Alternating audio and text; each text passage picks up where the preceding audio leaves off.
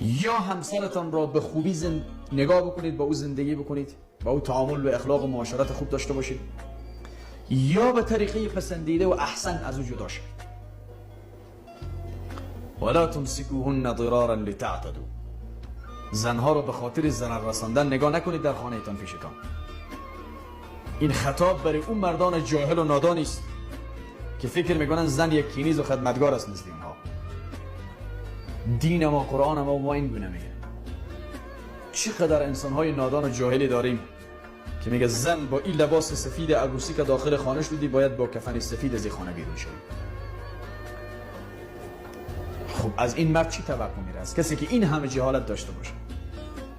از این شما توقع به معاشرت اخلاق نیکو دارید؟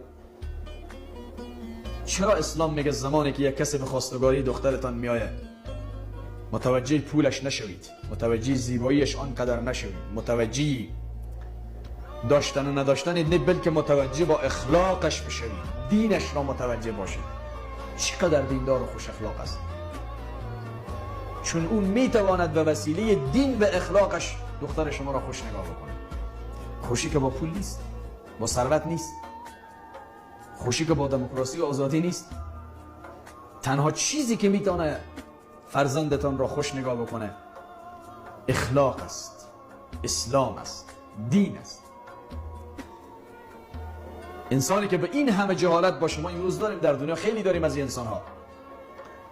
حتی اگر برادرش کشته شد یا فوت کرد، زنش به عنوان ارث میگیره برای خودش، میراث. تو برش بگو که برادر عزیزم اسلام خود چنین برخورد تایید نمیکنه.